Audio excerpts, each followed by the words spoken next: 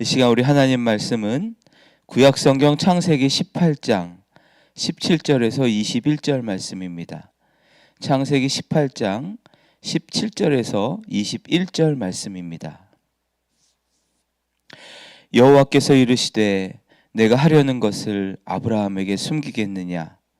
아브라함은 강대한 나라가 되고 천하 만민은 그로 말미암아 복을 받게 될 것이 아니냐? 내가 그로 그 자식과 권속에게 명하여 여호와의 도를 지켜 의와 공도를 행하게 하려고 그를 택하였나니 이는 나 여호와가 아브라함에게 대하여 말한 일을 이루려 함이니라.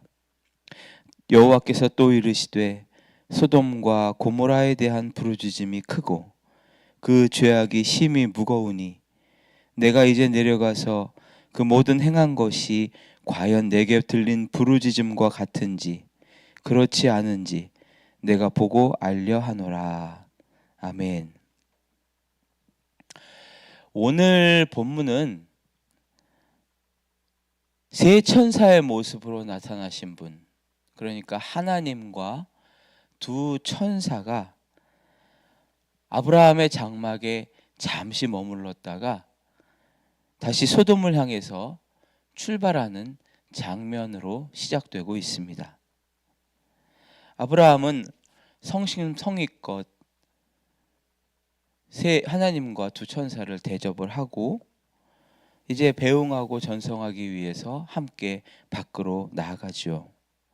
그때 하나님께서 이렇게 말씀하십니다. 17절에 보면 여호와께서 이르시되 내가 하려는 것을 아브라함에게 숨기겠느냐. 성경에서 말씀하신 뉘앙스대로라면 마치 혼자 독백하신 것처럼 그렇게 쓰여 있습니다. 내가 이제 행하려고 하는 일을 어찌 아브라함에게 숨기겠느냐. 아브라함은 분명히 크고 강력한 민족이 되고 땅의 모든 민족이 그 안에서 복을 받을 텐데 내가 아브라함의 자손들과 그 뒤를 이을 사람들에게 올바른 가르침을 지키게 하려고 선택했는데 내가 하려는 일에 대해서 바르게 이야기해 줘야 되겠다. 이런 뜻으로 하나님께서 말씀하신 것처럼 그렇게 성경에 기록이 되어 있습니다. 지금 말씀드린 것처럼 하나님께서는 소돔과 고모라 성의 죄악을 심판하기 위해서 가시는 그런 도중이었습니다. 그러나 만약 그대로 아무 말씀 하시지 않고 소돔과 고모라 성으로 그냥 그대로 출발하신다면 소돔과 고모라 성은 자신들의 죄로 인해서 심판을 받는 것이겠지만 이거를 지켜본 아브라함과 그의 자손들은 그 일에 대해서 그 누구도 이 일에 대해서 교훈을 얻지 못했을 것입니다. 그저 가까운 성읍이 이해할 수 없는 갑작스런 재앙에 멸망했다. 이 정도로만 이해를 했겠죠. 그래서 하나님은 아브라함에게 소돔과 고모라의 심판에 대한 계획을 알려주시기로 하신 것입니다. 19절에서 하나님은 아브라함에게 당신의 계획을 알려주시는 이유를 이렇게 설명하셨죠. 내가 그로 그 자식과 권속에게 명하여 여호와의 도를 지켜 의와 공도를 행하게 하려고 그를 택하였나니. 이 말씀을 보면 하나님은 아브라함을 단순히 복 주시기 위해서만 택하신 것은 아니었습니다. 아브라함을 택하신 이유는 하나님의 뜻, 하나님의 공의와 정의를 이 땅에 세우는 그러한 동역자로 택하신 것이었어요. 아브라함과 그의 후손들을 통해서 하나님은 하나님의 공의가 세워지고 또 모든 사람들에게 하나님의 뜻을 지키도록 가르치는 자가 돼야 되겠다. 하나님은 그래서 부르셨다는 거예요. 그래서 하나님은 이 재앙에 대해서 그냥 넘어가는 것이 아니라 모르고 그냥 넘어가도록 하신 것이 아니라 아브라함에게 심판 계획을 말씀해 주시기로 하신 것입니다. 아브라함이 알아야 되니까요. 죄가 무엇인지 심판이 무엇인지. 그래서 20절에 보면 이렇게 말씀하십니다. 여호와께서 또 이르시되 소돔과 고모라에 대한 부르짖음이 크고 그 죄악이 심히 무거우니. 여기서 소돔과 고모라에 대한 부르짖음이 아주 크다 이랬는데, 이 부르짖음이라는 말 히브리어는 자아카트라는 단어를 쓰고 있어요. 이 자아카트라는 단어는 극심한 고통과 억압 속에서 피해자들이 막 절규하거나 비명을 지르는 그런 것을 뜻합니다.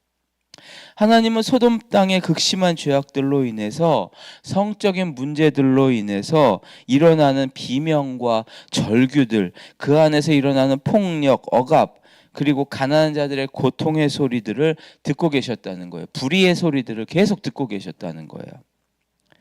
그리고 하나님은 이 끔찍한 자아카트를, 이 절규를 하나님은 아브라함에게 공유하신 것입니다. 아브라함아, 네가 지금 발 딛고 서 있는 저 땅에서 이런 비명이 들려오고 있다. 저 땅이 소리 지르고 있다. 내 마음이 이렇게 아프다.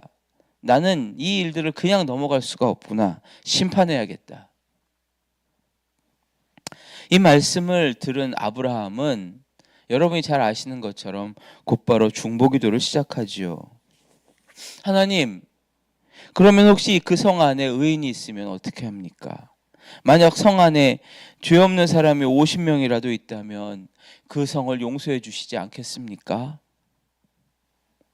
그런데 이 아브라함이 중보기도를 시작하게 된 상황을 보면서 우리가 한 가지 중요한 사실을 좀 생각해 보면 좋겠어요. 이 중보기도의 제목은 결코 아브라함이 알아서 생각해내서 시작된 것이 아니라는 것이죠. 하나님께서 지금 무엇 때문에 마음 아파하시는지, 하나님이 아브라함에게 말씀하신 내용을 듣고서 그때서야 아브라함이 중보의 반응을 시작했다는 것입니다. 그래서 여러분, 중보기도는 내가 원하는 것을 정해서 하나님께 요구하는 그런 것이 아니에요. 중보기도는 하나님께서 지금 무엇을 마음 아파하시는지, 하나님께서 이 시대에 어떤 자아카트, 어떤 부르짖음에 관심이 있으신지를 하나님께 먼저 듣는 거예요. 하나님의 마음을 받는 거죠. 그런 다음에 그 마음 때문에 나도 그 마음이 느껴져서 하나님 앞에 그 제목을 놓고 기도하기 시작하는 것입니다.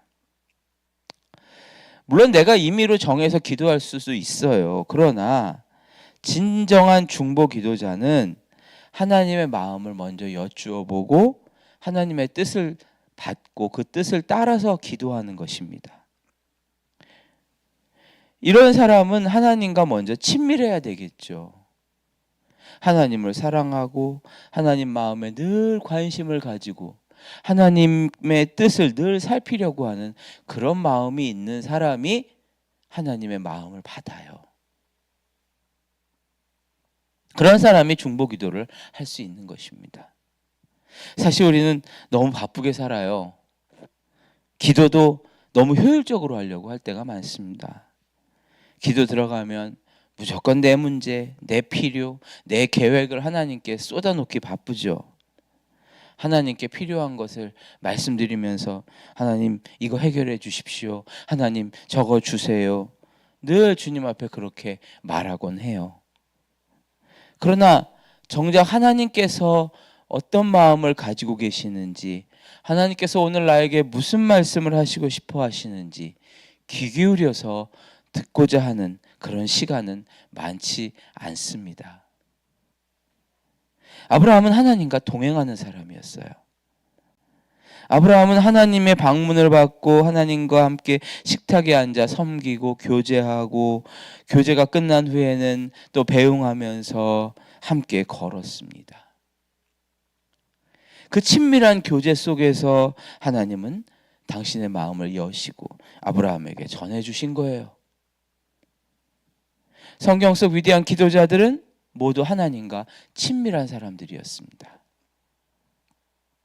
오늘 여러분 이제 기도하실 텐데 기도의 시간이 하나님의 음성을 듣는 그런 친밀한 시간이 되시기를 축복합니다.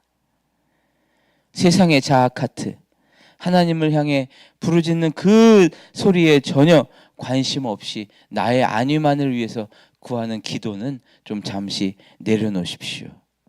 하나님께서 오늘 우리에게 우리가 살고 있는 곳, 우리 이 도시의 자아 카트를 우리에게 들려주기를 원하실 수 있어요. 그리고 하나님은 말씀하실 거예요. 얘야, 내가 하려는 것을 어찌 너에게 숨기겠느냐. 내가 너를 통해 옳고 바른 일을 가르치고 하나님의 가르침을 지키게 하려고 너를 뽑아 세운 것이 아니냐.